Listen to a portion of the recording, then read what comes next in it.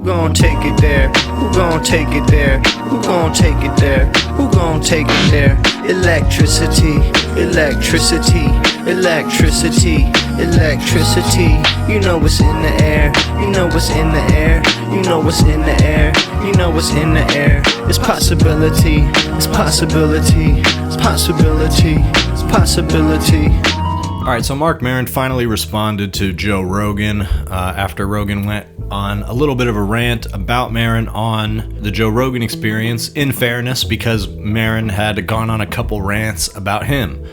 When Maron announced that he was going to be ending WTF, he did a round of podcasts where he was trashing the Rogan sphere and Joe Rogan openly, talking about how they have made comedy more right-wing, more reactionary, meaner, more bullying, and less funny, was essentially his point. It riled the comedy community quite a lot, not just because of his comments about Rogan and the fact that honestly a lot of people in comedy agree with it, but also the fact that the Bad Friends podcast was the one that had him on. Bobby Lee and Andrew Santino caused a little bit of drama. Andrew Schultz, among others, had some things to say about that. It's not cool, man. That's your boy, man. And so Maron has finally given his thoughts in response. Only a little bit of details here. It seems like he has more to say, and I'm not sure if he will. Seems like most of the stuff is only getting out when he's doing these podcasts with other people, because that's his only outlet at the moment, and he seems to want it that way. So I'll play that real quick and then get into a little bit of other stuff that's going around sort of in the same scene, and then we'll get to some other broader stuff. I don't mind showing up on other people's podcasts. I did a round of them for a while and then started a massive amount of shit everywhere. That Marc, got all the way up to King Rogan, who decided to criticize me for talking shit about comics and then talk shit about me for an hour. It was really something. Don't think that we haven't been gleefully watching the way you went out with a flamethrower. It was awesome. Yeah. Going down shooting, I guess. Yeah, but then once you were done, then he started firing shots when you no longer had a cannon. It's very funny when they all start talking shit after you've signed off. The day after. The day after was the day where he's like, you know what? I'm actually going to be honest about Marc. Very brave. But no, you were cooking, and some of like where he started teeing off a little bit was where your special panicked. You'd had the bit about Theo, which was just hilarious, and then that apparently, great bit. The whole special's great. Everyone should go watch. But what happened to busting balls? It's like what comics have always done. You bust someone's balls. But the funny thing is that Joe, in the middle of his, strangely. Yeah, the funny thing about that was that he did research. It was not off the cuff. Like he took some time to go through the history of me, and look at and some of it, like he said I was sad. He said I was, I think, selfish. He said I was jealous. These are real surprises to a lot of my fans. Yeah, it's tough to hear. but the only thing that upset me is like some of the research was off, and it, which is indicative of people who do their own research in general. But like I got upset with some of the facts because they were not real. Everything he said, that's fine, but a couple of the facts were off. But no, I honestly, Marc, like the way that the level of honesty that you were just throwing out there was so refreshing. And I think so many people were like, oh my God, you just kind of, I think this all did need a calling out. And I don't know, I just loved watching it. And I think a lot of other people did too. But my basic problem is like, look, whatever my problems are with, certain comics in terms of what they do, like that, I still believe, you can do whatever you want. But there was this idea that there was this large tribe, the great monoculture of free thinkers, were, deciding what comedy was or what good comedy is. And because there's so much, noise coming from them, it was just starting to be annoying because it's completely subjective, and their groupthink on it was, at best boring. Yeah. I agree. I also think there's a huge difference between where you want to punch and punching up let's go. But I think to what you were saying, it's sort of like this level of sort of punching down and fighting for the R word and all this other stuff has just become so fucking stupid. So anyway, the thing is, you went out like a champ. When the person you're bullying is crying and saying, okay, that's usually when you stop. That's right. If you're a professional so bully. like I said, not a ton of new information here. He pushes back on what Rogan said. He kind of says, all the stuff he said about me is fine. Said he doesn't think it makes sense to talk about comedians, and then he talked about me at length, which is in fact what Rogan did. It was kind of a weird move. But then he says that his main issue with it was that he didn't have his facts straight. And it's frustrating that the interviewer did not dig into that a little bit and ask him some more questions about that. He never specifies what exactly he means by that. He's probably talking about things related to Mark's history with other comedians. Joe Rogan made some gestures about that, about the way he's treated other comedians in the past and what people think of him. So I assume that's what he's referring to, that there may be things in there that he feels Joe Rogan got wrong. But mostly what Rogan was talking about was his impression of Mark as he was coming up as a comedian. And this podcast that he's on is like some kind of historical podcast or something where they go over news clips from random days in history. So that's ultimately what they get into. They don't do a lot of just random talking and chatting about comedy world stuff. So I guess that's why the interviewer moved on. So it seems like a little bit more information could have been pressed for there. I'm sure Maron just seems happy to get into this stuff. He seems like he just wants to talk about it. He doesn't give a fuck anymore. And he is down for the drama, which is genuinely interesting because as much as he is known for being spiteful and making sort of digs at people and having these weird contentious interviews, he's not necessarily the type that's just throwing drama out there for the sake of stirring the pot. It may be that he has only recently, as a result of all these different channels, including this one, that cover comedy drama, he's sort of recently realized that he can do that. He can throw something out there and it'll get picked up and circulated, which is exactly what happened with his little joke about Theo Von on the special. That's the other thing that he kind of sidesteps here, although he acknowledges that the joke is funny, and it is funny, and he still stands up for that joke. I imagine that Joe Rogan's not going to respond to this necessarily because, according to Joe, the only reason he did respond is because he felt defensive over Theo Von. He felt like Marc Maron's joke about Theo Von was unfair, and Maron has a habit of doing that, putting other people in his material and trashing them, which he has done with like Jon Stewart before. So that was really the reason, according to Joe, that he said that he wanted to spend so much time talking about it. So I guess if Maron was trying to provoke a response again from Joe, not saying he was, but if he was, it would have made sense to go harder on Theo in that moment, because that seems to be what got Joe Rogan's goat the first time. But we'll see. Maybe he'll respond to this again. I don't know if quite enough is there. Hopefully he'll go on another podcast and talk about it some more.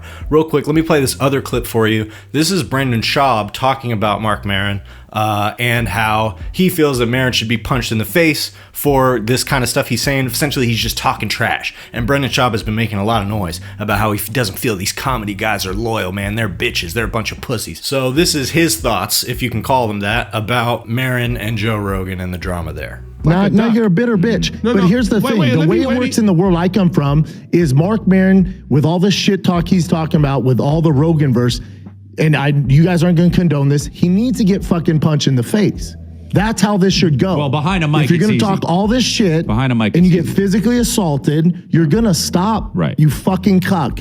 Go complain to your cats. Go do your shitty comedy and go back into your dungeon. But my thing is, like, you don't the dude that's almost a billionaire doesn't need defense. You know? Yeah, I get I disagree. Yeah. No, it's not about money. You're missing it. It's not about money. Yeah, no, I agree. It's about being a good friend. Yeah, I agree. Because I guarantee you, if I go on a podcast, they talk shit about Chris, Brian, you, Jeff Dye, my Rogan. It ain't going. Whoa, what are you talking about? Yeah, what the fuck are you talking about? I just think it's hoe behavior. I just think it's soft beta behavior because there's no repercussion. Yeah, so I won't spend too much time on this. I want to move into some of the broader stuff that's happening in the media world right now. But I did want to play this just because it's interesting how this highlights the differences in these personalities, right? And especially these people that have separated themselves off to go to Austin. Joe Rogan in particular, this sort of meathead thing that he likes to do. He just feels a little bit more personally and politically aligned with Texas and the politics there. He still lives in, one of the more liberal cities in Texas, because that's how it goes with major metropolitan areas. And since then, Joe Rogan's brand has only continued to evolve into this like ultra meathead type thing. He's still selling the supplements. He's got huge supplement companies. He's on steroids, which he talks about less, but kind of hints at here and there. So Brendan Schaub is somebody who was alienated from this comedy scene for a few reasons, especially in LA. And, I won't get into it too much because I personally don't really care that much about this type of drama. Brendan Schaub is one of the ones who gets the most shit in this comedy world because he kind of humiliated himself. He used to be a fighter, but then Joe Rogan convinced him to be a comedian instead. He did comedy for a little while, not very long. Was making some strides in the comedy world, but put out a couple specials that were not very good. And not only did it hurt his momentum in his career, but it also just kind of turned into this dumpster fire that people were starting to gawk at. He was getting accused of light sexual harassment and also cheating or trying to cheat on his wife by other comedians. So it just became this kind of toxic thing. And it's clear that he does not fit in to the sort of LA comic personality type. And speaking of sexual harassment allegations, here he is talking to Chris D'Elia, also alienated from that scene, which shows that, he has this kind of misplaced loyalty, which is pretty fair weather. Also, he wasn't exactly backing up Chris D'Elia when he initially had his allegations, but now views it as some kind of obligation to keep this podcast going, even though Chris and Eric Griffin are still in LA. So it's this weird, awkward thing, but this is the company he keeps. That and Rogan and Brian Callen. And it seems like he feels a little bit more comfortable in the Austin scene where he's closer to this meathead grind. That being said, Joe Rogan seems to recognize that he made a mistake by allowing Brendan Schaub a little bit too much clout that he had to offer in the comedy world. And so he seems to have distanced himself a little bit from Brendan Schaub as a comedian. Doesn't have him on the podcast very much, doesn't apparently let him come up and do comedy at the mothership. But the point being that he, not only by moving to Austin to be in closer proximity to Joe Rogan, but also by playing this role of the the sweep, I'm gonna back you up. He's like an attack dog for Rogan at this point. Because aside from the moment where Rogan decided to talk about Maron, usually he's relatively quiet about this type of stuff. But Brendan Schaub's kind of acting like a canary in the coal mine here. The fact that he's piping up so much and he is emerging as a prominent voice that's defending Joe Rogan is actually a signal that the heat is starting to rise. Because Rogan's philosophy famously is that you just ignore all that shit and you just keep going. I think there's some merit to that because I think that when you ignore the noise on the internet and you keep pushing, it allows you to not get tripped up. But it also, if you're Joe Rogan, you continue with all these terrible habits of misinformation and passing along, terrible false things that you picked up on your phone. So he just keeps doing that over and over and over again. And only recently, because of Marc Maron, people like Elephant Graveyard, some of the other people in the comedy critique world that are sinking their teeth into Joe Rogan on a political basis, not just saying this guy sucks, he's a hack, he's annoying, whatever, but actually pointing out that this dude helped Donald Trump rise to power, now is trying to kind of wash his hands a bit or still trying to play the middle, as though advocating for Donald Trump is something that a centrist would do. And that is that's what we need to dispense with. The idea that you can advocate for Donald Trump and do anything less than a complete about face and say, I totally fucked up and was wrong, and still consider yourself some kind of centrist or reasonable person. You're just on the right. Joe Rogan chose that path. That's what he wants to be. Everything about his brand aligns with that at this point, except for the fact that he doesn't seem to want to fully admit it. So the main thing here for me that I think is interesting, and I'm not sure how much it connects to all of these comedians and this particular drama, but Rogan to me represents sort of this new era of entertainment, right? It's perfectly aligned with the streaming and YouTube format of content and entertainment in a way that sucked a lot of oxygen out of other forms of entertainment where, there's not a lot of investment going into Joe Rogan's product necessarily. Not a lot of investment of time and not a lot of investment of resources. He could have researchers, he could have an operation that is meant to provide good, factual, consistent information. He doesn't do any of that. He just goes in front of the mic and talks, and because of that, the profits are, exceedingly more than they would be if he was making some kind of like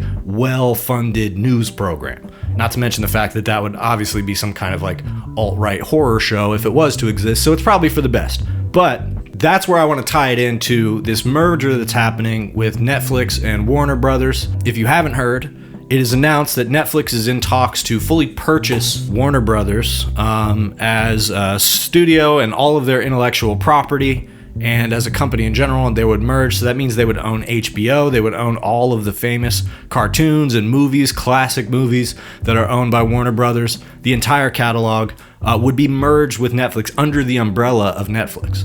So it's a little bit surprising to me that Netflix even has the power as an entity to absorb a company like Warner Brothers, which was one of their main competitors. But it makes it seem like all of the good work that Warner Brothers has done over the past couple years, even despite, the sabotage of people like David Zaslav, really it was all just kind of an advertisement for them to be bought by a bigger company like Disney or Paramount or Netflix, at least based on these announcements, is the one that is going to be trying to take over. So it's important to note that this has not gone through. It's being reported as though this is a done deal and it's happening and this is what it's going to look like and these are the details.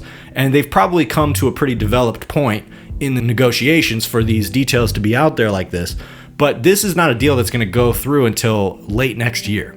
So what they're doing now is they're kind of manufacturing consent for this. They're trying to get people used to this idea, and they're presenting it, like I said, as though this is inevitable. This is just what's happening, because that's the best way to present information about mergers like this is not as something that can be advocated against, that you can disagree with on reasonable grounds, or even petition the government not to allow to happen, but rather a merger is just something that it's better if you just let it happen, don't say anything, keep your mouth shut, and just watch as all of the biggest corporations in America consolidate under one another.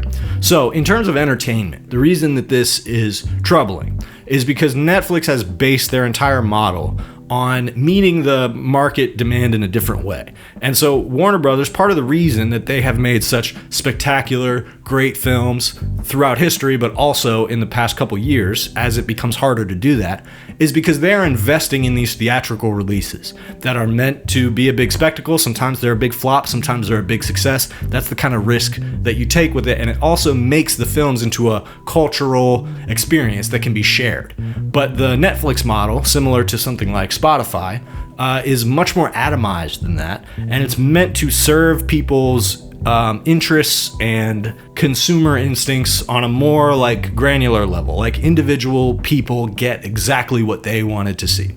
But the result of that is much less investment in those individual pieces of content. And what Netflix and Spotify and the Joe Rogan Experience have figured out is that if you can give people just enough value, entertainment value, to keep them watching, you don't actually have to provide that much in terms of like a consistent spectacle or something that is going to really keep you engaged or has artistic merit to it, or any type of, informational merit, educational merit. It doesn't have to have any of that. All it has to do is kind of keep you glued to the screen.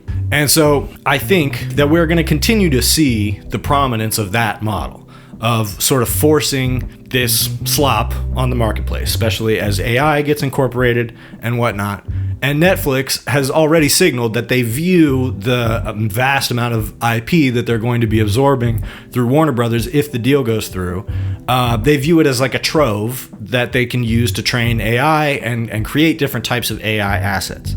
And so that essentially is the future that companies like Spotify and Netflix want for us. Is this sort of blanketed entertainment, doesn't really need to contribute to any type of monoculture. All it has to do is give you specifically what you want.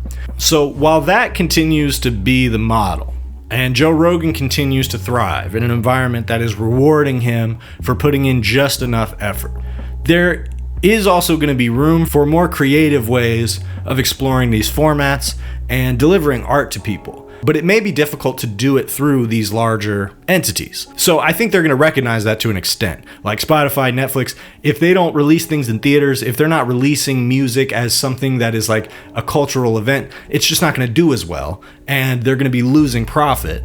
And smaller companies that are delivering the experience in that way, something that's meant to be like absorbed by the entire culture, not just one person who's bored, those are going to win out, and they're going to start becoming more culturally powerful, which in a way mirrors Marc Maron's early success with WTF, and even Joe Rogan's as well. But essentially, Maron's critique of Rogan is that this slopified version of politics and comedy has degraded the whole art form, watered down the marketplace of podcasting in a way that he doesn't want much to do with it anymore, I guess, except to stir the pot. So the point is that the Joe Rogans of the world are going to keep going. They're not going to stop, and they're going to keep filling up as much space as possible. But as the corporations consolidate around that model, because that's the most bang for your buck that they're going to get, there will be openings because people are going to want something more substantial than that. So keeping an eye on the formats that might emerge as a response to this consolidated media environment is probably a good way to keep track of where the culture is going. Because I think that the slopified version of our culture that they want to deliver us very well may be the future that we're in for, but I don't think that that's going to be where people's desire for entertainment or art or discourse stops.